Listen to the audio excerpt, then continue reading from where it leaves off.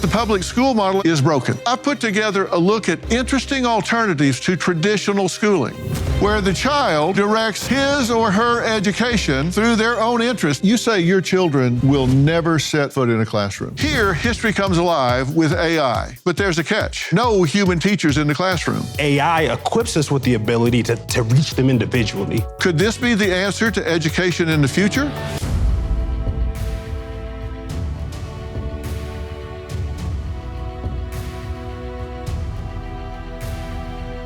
You know, back in the day, I received a pretty good public school education.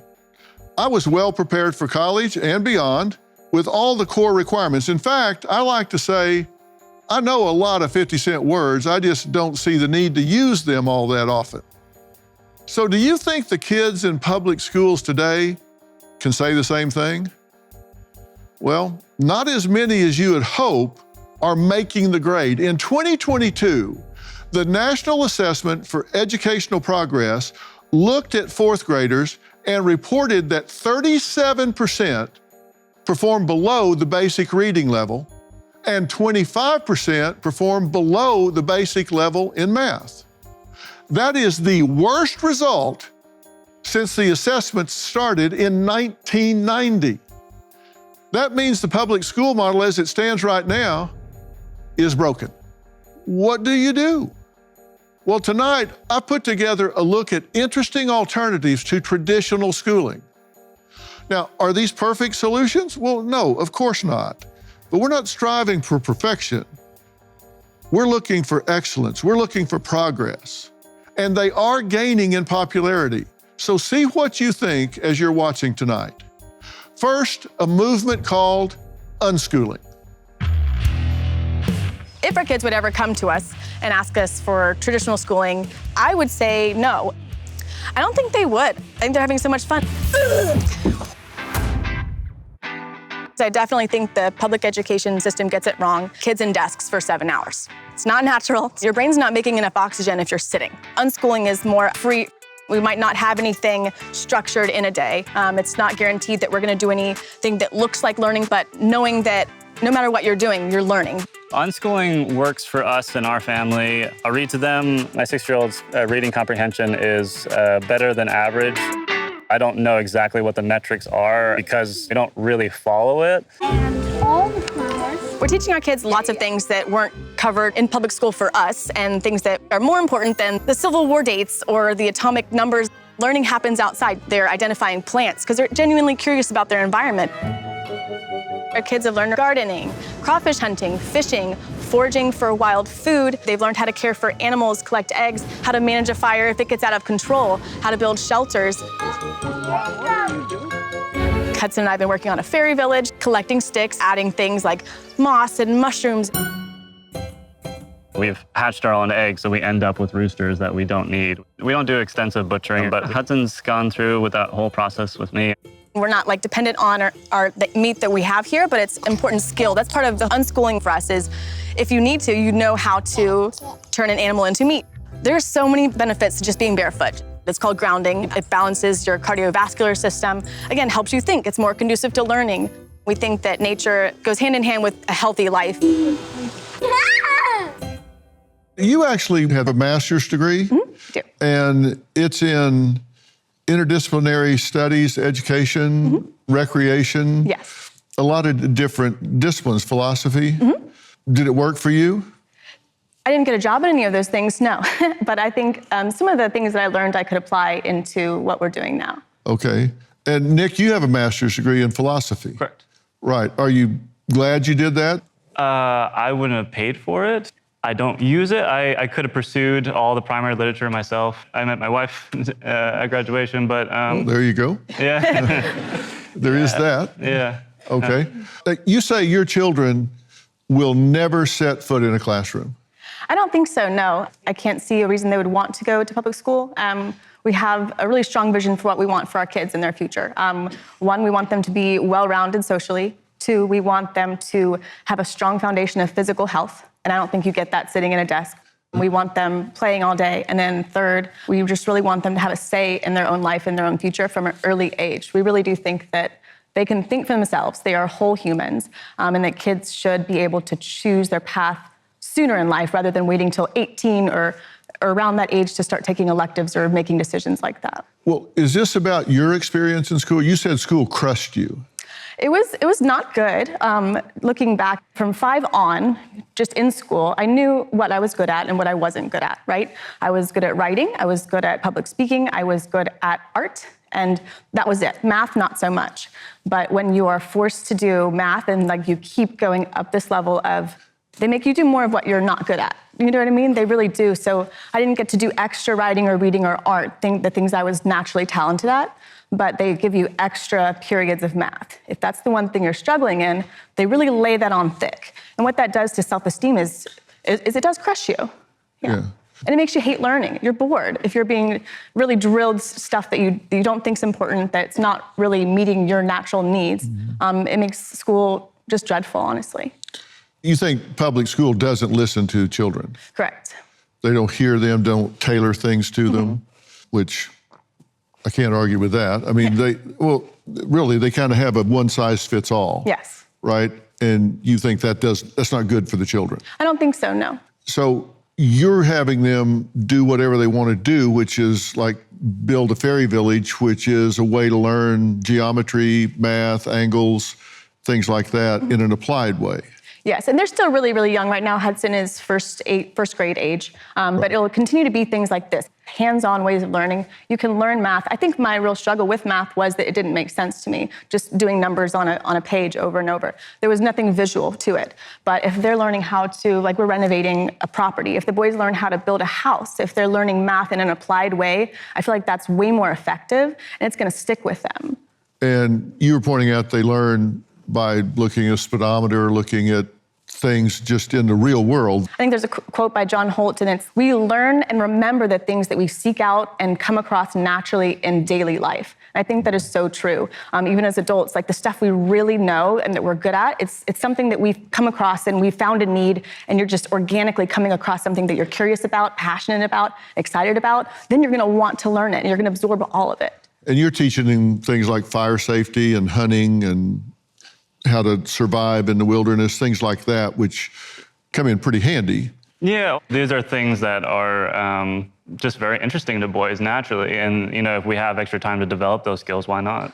Do you worry that there's a social aspect missing, a relational aspect missing, a competitive aspect missing, the flow of commerce is missing? We don't want them to get into the flow of commerce, I think. I think like when we look at 9-to-5s and what some people call the rat race, like are people truly happy, right? So it's kind of, we're not wanting them to get on the conveyor belt. Absolutely, we're wanting them to think for themselves. But as far as like the social aspect. You seem to be thinking for them.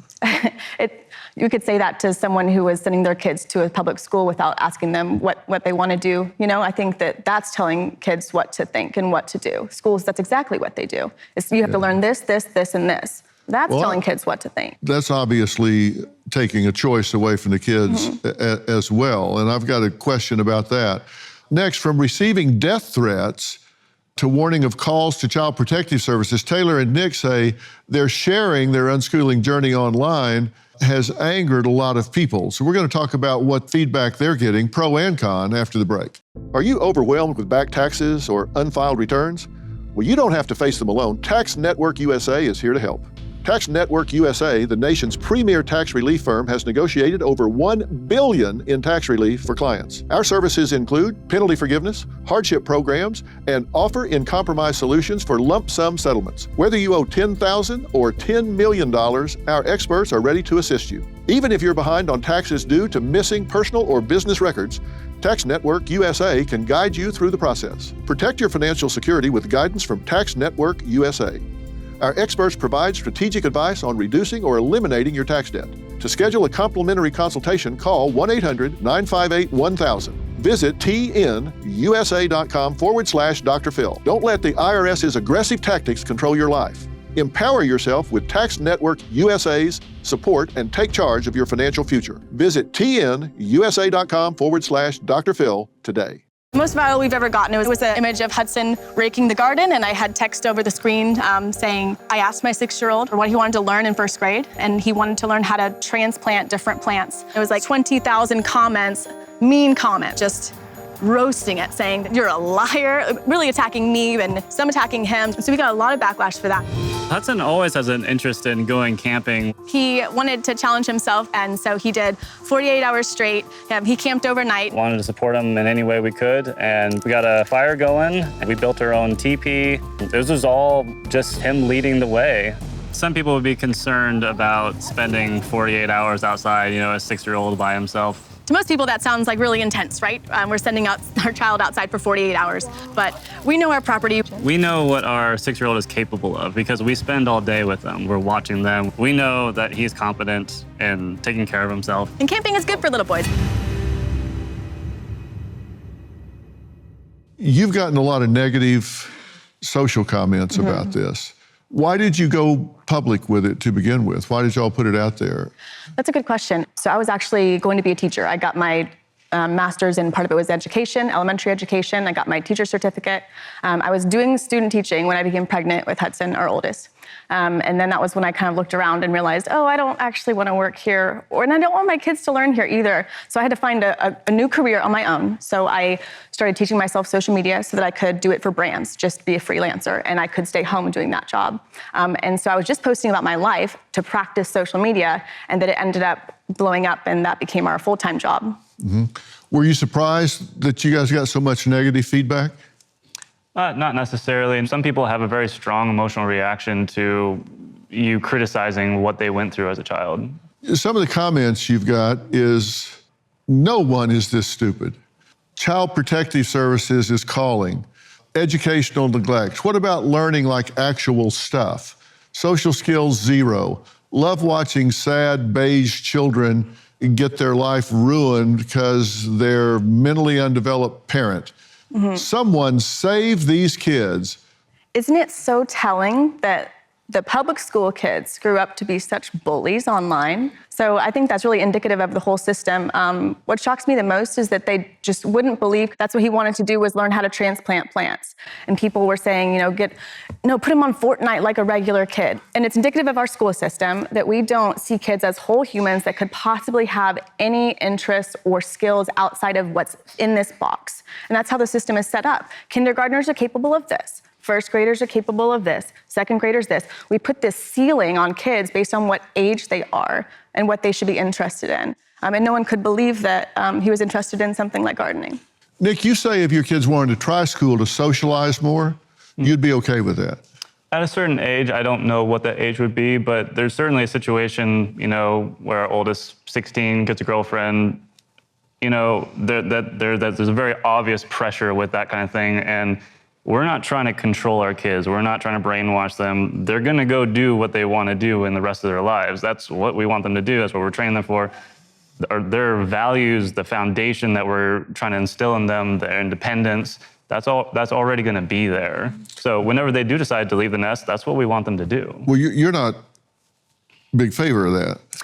No, I just don't see it happening, but I'm also open-minded, and that's how we try to raise them. So when he's 16, I'm open-minded to see what happens at that point. You said my kids will never set foot in a school. That doesn't sound real open-minded. It wasn't an exact quote, Dr. Phil, but I don't think that they will. Well, I'm not trying to start trouble here. I mean, you guys can work that out in the woods. Yeah. But why does it need to be either or, unschool or school?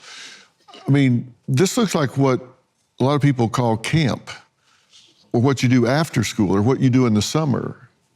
Most parents don't do stuff like this with their kids after school because they're at a job. Because everyone has such a different life and what they want, what their values are, and how they have their life set up. You can be a very involved parent and try to pass on, your values and these things, but you have to understand the reality is your kid is in a public education system with peers who are not great. You have teachers that are uninspired for the most part, teachers that are more worried about, their administrators than they are the kids. And that's just how the system is built, and that's not fair to the kids.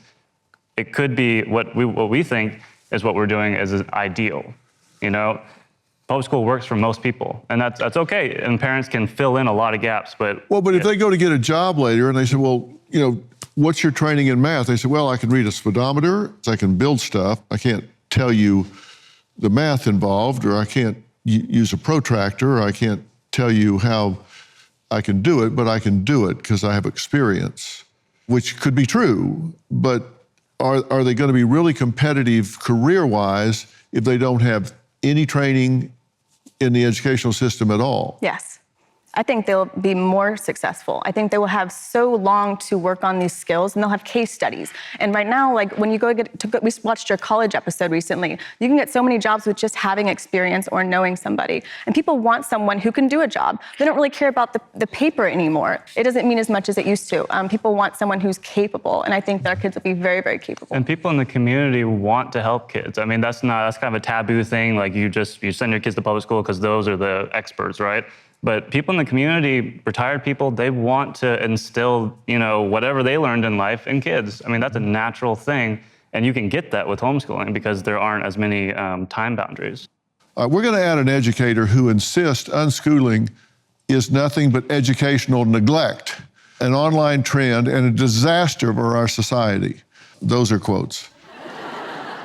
We'll add them to the conversation after the break. My next guest, Dr. Dion Thomas, has over a decade of experience as an educator from elementary school to college. Now, she believes when it comes to unschooling, parents are making a selfish decision, experimenting with their children's future. You're not a fan of this unschooling. You think that it's fraught with danger. Yes, I do. I'm not a fan. Parents run out of the capacity when it comes to having their students out of school. They return them to school, and the students have so many social, emotional, and other issues that they come with, and it then poses a problem. It makes educators feel helpless to help them, but most important, it affects the child.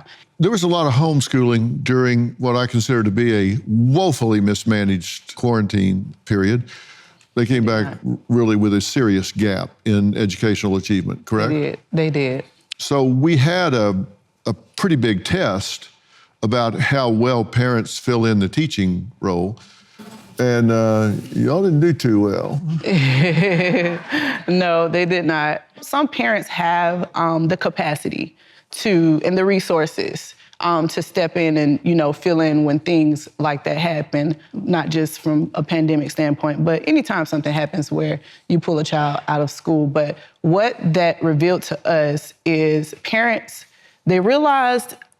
educators realized the importance of parents when it comes to children, and parents realize the importance of educators. We're going to add someone to the conversation. She says being allowed as a child to pick and choose the subjects she wanted to learn at home caused serious problems when she decided to pursue college. Hi, former homeschooled kid here. We did not unschool technically. That was not really like fun little catchphrase back at the 90s. I think these types of parents are not able to actually understand higher education. I think that maybe their viewpoint on what education actually is super limited. The things like going to the park, going to the library, learning how to cook, teaching them how to grocery shop are basic things that most parents do every evening, like all the time. I was homeschooled with a curriculum and I was still extremely behind on a lot of subjects. I had to spend years catching up. I had to work so much harder than my peers in college. I felt really dumb and embarrassed. Lexi, you kind of picked what you wanted to do and not do, right? Correct. More so later on, about the middle school, early high school age. Mm-hmm. And what did you pick? What kind of things did you? I did a lot of outside play. I loved reading. I loved history. I was a big history buff. I can tell you all about history. I loved writing. I would write books as a kid. I was into everything, honestly. I was actually the ideal homeschool, unschool child. I love learning. So I learned a lot, except the things I didn't love learning, and which I just didn't do altogether for the most part, like math and science. So you weren't well-rounded. You were vertical in some areas and just not in others. Looking back, correct. At the time, I thought I was well-rounded, as did the community we were involved in. They would have considered me well-rounded for the most part. Okay, and then you got to college and there are requirements that you have to have. Correct. The basic first 60 hours. And when you got into some of those courses that required, science, basic science, math, whatever, you were like way behind. That is correct, yes. I started at a community college while I was still homeschooled when I was 16 to try to help bridge that gap. And I had to start in remedial math. I probably really only had about a third grade math education on paper. And I had to spend years catching up, hours of my life. It was the majority of my late adolescence into early college years. What do you do now? I'm a nurse practitioner. And you need some of those skills that you weren't developing because Absolutely. As a nurse practitioner, a lot of patients need you to do more than tell them about history. Correct. I had to do a huge pivot at a young age and play a lot of catch up. I had almost no math or science background to speak of. Jobs are always changing, so you can't predict the future. So you really don't know what basics you're gonna need, but the ability to learn and know how to learn on your own, that's gonna be what these kids need when they're 17 or 18, in that pivotal moment where they're, oh, this is what I wanna do. They can pivot, they can learn the skills, and just like you did, you had to cram them, and that was hard, but you had to do it at some point. So it was just one or the other, learn it all at the end or stretch it out. And I think that the family time you get in exchange for that is just worth it, just being with your family all the time. Granted, unschooling isn't for everyone. Maybe it's not for anyone. So let's look at a school that's turning to artificial intelligence. Here, history comes alive with AI, but there's a catch. No human teachers in the classroom. Could this be the answer to education in the future? Well, there's a big teacher shortage just around the corner. We'll take a look next. Every notification on your phone announces another wave, a hurricane threatening lives, an East Coast labor strike threatening our supply chain, an international conflict threatening our peace, or an assassination attempt threatening our democracy. Supply chains for medications can be unreliable, but there's a way to feel safer in this uncertain world. Please research how to get your own supply of medications in case of a small or more significant emergency. I urge you to invest in a JACE case today. It's an emergency medication kit containing life-saving antibiotics that treat the most common and deadly bacterial infections. You'll fill out a simple online evaluation and customize your case to include add-ons like ivermectin, EpiPens, and more. The time to prepare is right now. Mention my name and you can receive a discount on your JACE case. Just go to jace.com and enter promo PHIL at checkout. That's promo code PHIL at jace.com. Get the right meds the moment you need them. Hi, Dr. Phil. I'm President Abraham Lincoln, a new history teacher at Learn with AI in Austin, Texas. I don't want to create a civil war in education, but I'm hoping you'll join our union. Years ago, our forefathers set forth the notion that we are all created equal. Yet today, education isn't equal in America, but it can be with AI. Artificial intelligence tools give students access to top learning methods. Students can conquer math, master science, and learn about ancient civilizations. They can even ace their AP exam. And that's the honest truth.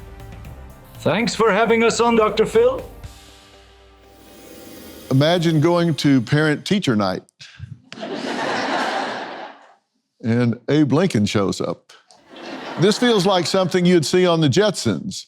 But the creators of the Alpha School say it will change education for the better. Technology is changing the ways we interact with each other and how we do our jobs. But you know what hasn't changed? The way we educate our children. We've had the same teacher lecturing to a classroom model for over 100 years, and it's not getting us anywhere. Did you know that the average 12th grader graduates high school knowing as much math as a top 3rd grader? And that's true across most subjects. In this day and age, with artificial intelligence exploding, it's no longer just about the 3 R's, writing, reading, and arithmetic. It is now also about the 4 C's, creativity, critical thinking, communication, and collaboration.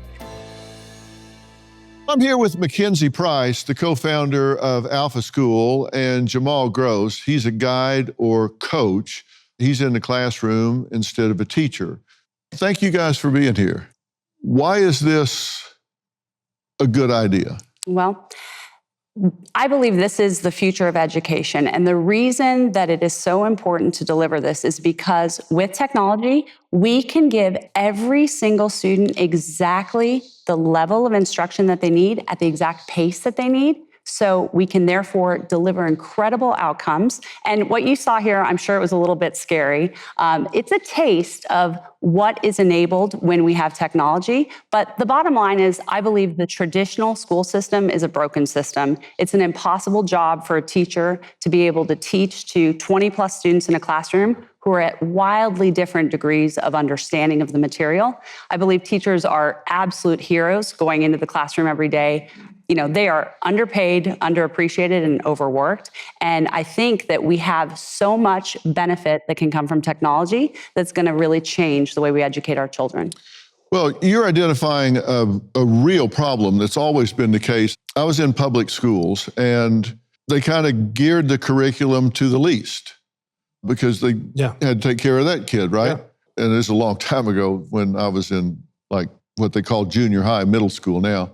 I couldn't add 2 and 2 and get 5 every time, but I read real fast. So they gave us all of the books at the beginning of the semester, and I went home the first weekend and just read all the books. And so the rest of the semester, I was just sitting there like, oh my God, I read this the first weekend, and now you're going to read the book to us all year? And I was bored to death. You are absolutely right. Oh my God, I was bored to death. Well, and that's a very common issue, but I actually disagree with what you said around the idea now of teaching to the least. We actually have to teach to the middle, and the problem is so many of our students are being left behind because you think about kids who learn a concept, and at the end of this lesson, the kids have no idea what's going on, so they're even further behind. Plus, we've seen a Well, I'm going to disagree right back because when I went to school, of course, we were chipping things in stone tablets then. They were gearing to the least. Now they're trying to hit the middle. Now, but they weren't then. Jamal, what do you want to say? Define your role as a coach. You walk into any classroom in this country and a teacher, instead of 15 different kids, and in that mix of students, there are kids who are right where they need to be. They're in, let's say, 3rd grade reading, right at that 3rd grade reading level. There are kids who, as we know, aren't anywhere near close to that, who are 2nd, 1st, maybe even kindergarten reading level. And then there are the kids who are advanced, such as yourself, who can go home, take the book, and knock it out in a week. And the challenge is, it does not matter how good of a teacher you put in front of that model. They could be the hero of the year. You're trying to teach one little 3rd grade reading book to 15 different minds. Instead of trying to give 15 minds one blanket answer, AI equips us with the ability to reach them individually.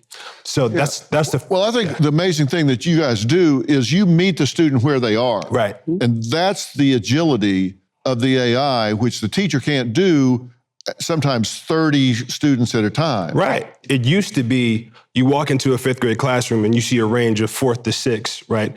COVID blew that out the water. And now in any given class, there's this academic gap that's just unfair. And you walk into a room and teachers are trying to, you're at a kindergarten math level, you're 8th grade over here, and it's just an unrealistic challenge to solve. And it's not a teacher problem, it's not the student problem. That model is archaic. So you're not a teacher, you're a coach. So what does a coach do? And by the way, y'all do this in 2 hours a day of academics. Yeah, you do not need to sit in a classroom for 6 hours a day in order to not just learn academics, but crush academics. Yes. Yes, exactly. And I will say, again, we are the school with no teachers, but what we have are people like Jamal, who you can already tell is phenomenal, that work as guides, and their primary job is motivational and emotional support. And so he gets to spend that time connecting with the students to figure out their why and what makes them tick, right? Right. Prior to being at Alpha, my career was in the NBA and coaching high-level players and Hall of Fame talent. When you want to elevate a person, it doesn't matter if they're a superstar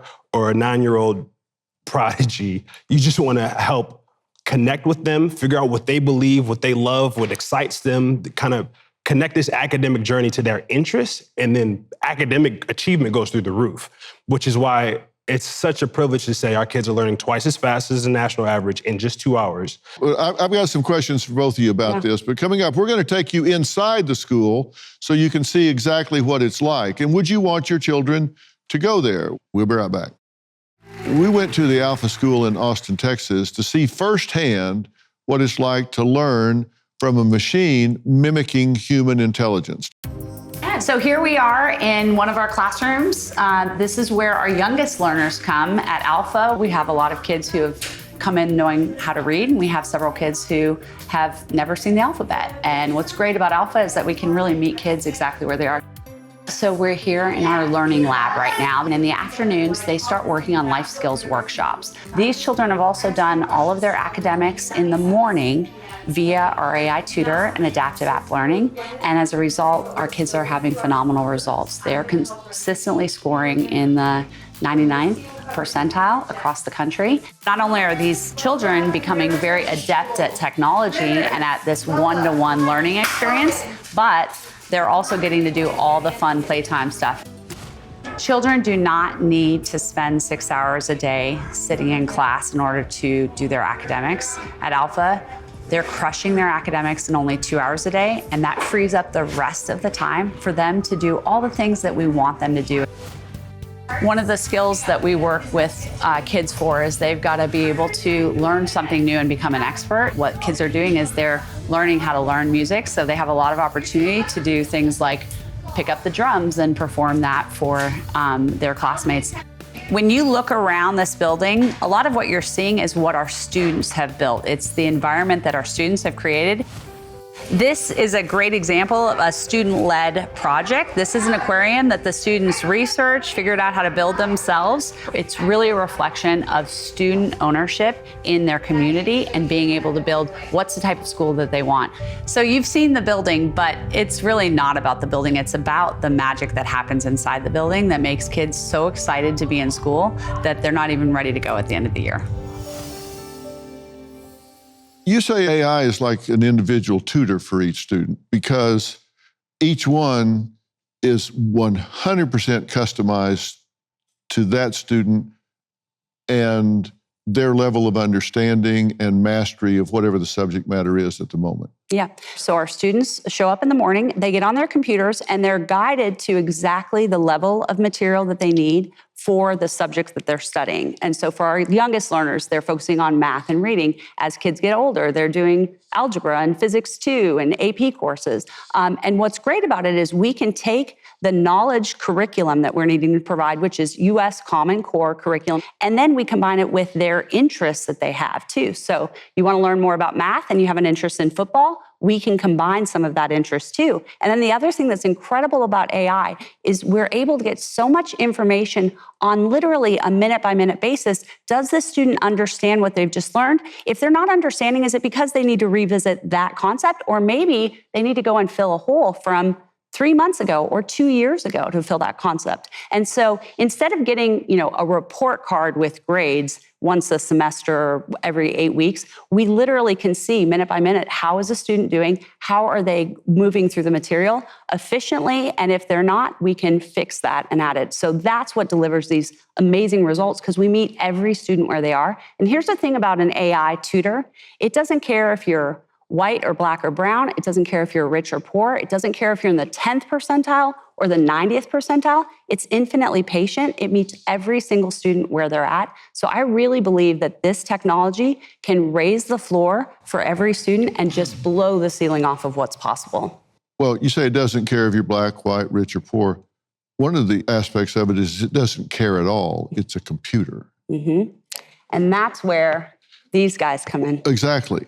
So there has to be a human element in this, and that's why you couldn't do this without coaches, right? They are absolutely critical to the model. I do not hand your child an iPad and say, let me know when you've graduated high school. We want our kids to spend time with people who are going to help them get motivated, help them figure out what their goals are, what they're excited about. When they get challenged, how do they handle those challenges? And it's having a coach who's helping them develop those life skills. Yeah, now this is not your typical coach. Well, let's be honest. He is extraordinary, but I will tell you that we are attracting to this model really incredible people who want to make a difference in education. So here's my question, Coach. What do you do with the kid that's experimenting with drugs, addicted to video games? What do you do with the kid that's from a dysfunctional family at home and they bring that pathology to the classroom? How do those kids work into the situation? I get to know the kid. I want to know that kid. I want to know what you believe, what you like, what's your favorite show, what's your favorite book. We have our learning EQ coach who will get into behavioral differences. We'll learn to learning differences. We have support that kind of captures us and makes it a holistic process. There are so many children who are struggling at home. They have challenges. And part of that is the time that our guides get. For example, every child has 30-minute one-on-one meetings with their guides once a week where they're not supposed to talk about school. The guides are just asking questions and getting to know what's going on. And that's when sometimes those challenges that come up are uncovered, right? And so we may not be able to change everything that's going on at home, but what we can do is we can help them find that confidence through capability. And that is often what can turn kids onto maybe a better path. Yeah, but if they're smoking weed and got the girlfriend pregnant at 14, then you got a whole different situation, right? Absolutely. And we have a guide at our school who's doing work with students who have kind of gotten off path. They're not at our school, but they're 16 to 25-year-olds who don't know basic math. And that's an incredible place where adaptive apps and AI technology can come in and figure this out. So I believe that while Jamal gets to work with, 9 to 12-year-olds, this is something that can help the 27-year-old who is struggling with reading. Yeah. Coming up, we're going to hear from a 4th grade Alpha School student and his mom about how this type of learning changed his life. Plus, we'll talk to an educator and see what they say about AI being banned in her school district and why. Well, I want to add librarian Jean Darnell. She's been a librarian for 22 years and says most teachers are afraid of AI, so much so that her school has banned AI across her district this year. So, Jean, what was your reaction when your school banned AI completely? I said it was the wrong thing to do, 100%, because we have to teach for the future. And so the kids that are in middle school right now, 10 to 12 years, they're going to be out in the workforce. They need to understand how to work alongside AI because it's not going anywhere. It's going to transform our whole communication, our whole education, the whole vibe of how we interact in the world. AI has its finger in. So I had to do a smart way, investigative journalism. I went and I found AI articles. That was the way I could expose them to it ethically. Mm-hmm. We can analyze the work that's out there by professionals and experts, and then we can deduce learning from that. And that was the way I tackled it. You attended an AI boot camp, right? Absolutely. So what was that experience like? Okay, so for 6 weeks, I was learning everything from how to manipulate AI images, how to get a chatbot to do what I wanted to do, how to use images with prompts and get it to produce an outcome that looked like what I wanted to do based on the prompt. I did a nose dive into it. And then I went and got certified as a generative AI instructor. So when I give that knowledge to my kids, they're working with the most recent, the latest, and the greatest, and they're understanding not just the fun side of it, but the mechanics and the operation of it so that it can further do that knowledge 10 to 12 years when they're entering the workforce. Okay, hold on a second. Come on now, Alpha. We want you. You join the club. This is a librarian. That's it. Yeah. That is incredible. My kind of librarian. I'm a nerd. 9-year-old Levi is a 4th grader attending the Alpha School in Austin. His mother, Sierra, says making the switch from public school to Alpha changed his life. My name is Sierra. And my name's Levi, and I love Alpha. I was already looking for something different than the traditional public school. I knew that there had to be something more outside of sitting at the desk and not being able to really express who they were as individuals. As far as the AI goes, it is lots of questions like, what does this mean? How does that work? The directors, everyone took the time to actually have a meeting with the parents to explain to us one-on-one exactly what was going to be going on. When they bring their laptops home, I'm able to see this is actually really amazing. It feeds off them individually, and I'm able to see that and witness it. Using AI is really fun because instead of it just saying, you got this wrong, this is how you can do it next time, it gives you a detailed explanation on how to actually solve the problem. The biggest thing, though, is the 2-hour learning. The fact that you don't have to be at school for 8 hours. They do 25 minutes in 4 different apps. And once they're done with that, the rest of the day is focus-driven and workshops, like building drones and doing Formula One racing cars. The 2-hour learning process is really fun because you're learning things twice as fast. AI is something that it helps your brain. If you need to learn some more stuff and maybe a grade behind, then you can go back. And then if you already know all the stuff, then you can move forward like me. I'm a 4th grader, but in 8th grade science. And I think that's the beauty of it, the fact that my 9-year-old is in a 4th grade and doing 8th grade science. Alpha is a place for me because I couldn't see myself learning anywhere else. Levi, you need to stand up, man. Let us take a look at you there. You're looking pretty good today. You do. Thank you. All right. So tell us, what do you like about your school? The thing I love the most about my school is that we get to learn twice as fast in only 2 hours. Yeah, so what do you do the rest of the time? The rest of the time, we learned engaging life skills in our really fun workshops, like teamwork and public speaking. Yeah, and you say you're in the 4th grade, but you're doing 8th grade science. Correct. And give me an example of what you're doing in science. I use an app called IXL, and something that I'm doing is genes and proteins in the body, which is confusing sometimes, and it's really hard, but I feel like if I was in the 4th grade science, I would just blast through it. Like, why am I doing this? I already know this. All right, so you're working on proteins and you have to wear jeans that day? Is that what you're saying? No. You mean a different kind of jeans, right? Yes. Yeah, okay, I thought so. All right, a question for the audience, just by a show of hands. How many of you are scared about the role AI is going to play in the future? Raise your hand real high. Okay, well, that's almost everybody. All right, how many of you think properly used, it can be a good thing? That's everybody. All right, how many of you believe it's coming whether you want it or whether you don't? Oh, for sure, yeah. It's here. That's what I thought. I believe that our educational system in America is absolutely on the brink of collapse. Yeah. We're going to have so many empty teaching jobs in the next 4 or 5 years that we are in serious, serious trouble. Right now, we got warm bodies showing up in different states because they don't have teachers. Somebody better come up with something or we're going to be in a whole lot of trouble. Maybe this is that answer. I want to thank all my guests for being here tonight. Thanks for watching. We'll see you next time.